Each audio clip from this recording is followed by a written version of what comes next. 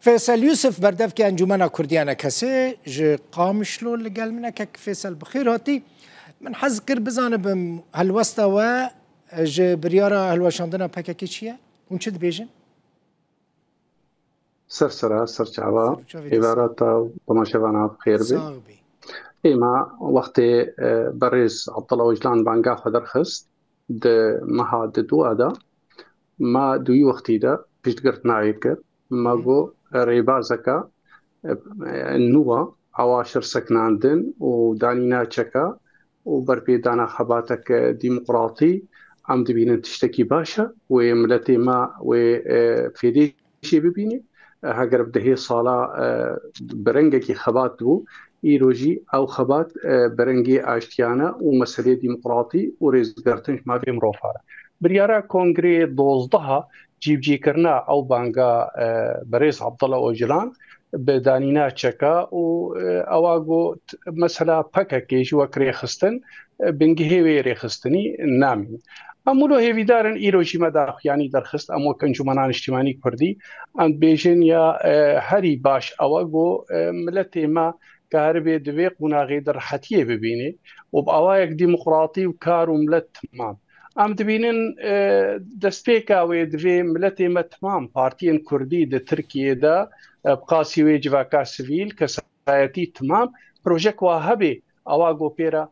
نقشریک واهبی به قناغا ديمقراطي جو كاربن كاري خو جيب جيب كن اب آليه دي تريجي عم دبينن دولتا تركيا جي آليه خدا هاگر پکا كي كاري بو في دستفيش خريه بكي لتركيا جي وقت دولت دفي دستفي بكي اوجي قافنا بابيجي بآلية چارە سەرکردنا قضية كرد الهندروي كردستانا تركيا يعني جي كردستانا باكر ياغو قضية 10 مليون افاغو بما في حتانها امولو دبينن دولتا تركيا خرطايه كي تقازي خدي رول بيدروج لاتانا فيندا دجياني تمامي دا افغو دانا قد بي حفتا آلية دولتا تمامي بقضية كردي في قافنا برا براتيك بابيجي قوملتي كرد برا شريكي دولتا تركيا كاك فيصل اف بريارا باكاكي و چ باندوري لسر دانو ستاندن كردان و شامي بك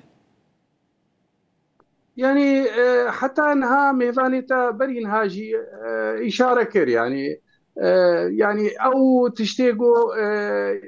حكومتها تركيا حتى انها ريشي قوتاني سر دفرن ماي كردي دقو ازل باكاكي قاسي ويناجي مساله يعني تيكلي حتى بريجيما أسدرا بريوي حتى أنها إيروج وقتي أب مسألة آشيانتي وبكاكي ناميني أو تشتيقو بري بيدبون جبو بكاكي وديجيتيا بكاكي إيرو أو حجة نامين دميني تيكلي كردا وشامي مسألة كردي تكزيل سردكم بدولة سوري وقتي قو تشيبو يوسينوري هاتي دان وكرد ويبشك سوري حتى إيرو قضية كردي جبرجو ما في وانا دانا واج برد جيتيا وابو يا ريجيما ستخوست نبكي قضيه كردي ساغ وهر وقت ملتي ما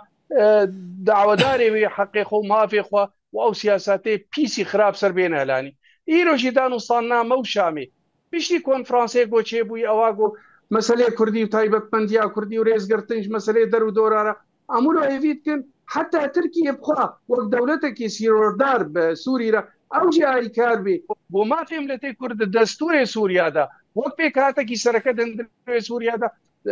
بيشغرتنا ويبكي وقت دبي وزير خارجيه رجدي اجاره كي دركت برجوان دي تركيا تيدانا برجوان دي سوريا تيدانا برجوان دي عراق تيدانا برجوان دي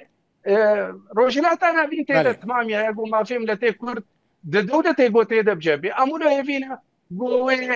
دا مستعمم الشامي اف بريات وببي بنقاعد بو فيش قرتنا بيكرن بدلا قو دوساي بري ديجيتي تبوت بالنافي باكاكي او برنجا كي دي شرد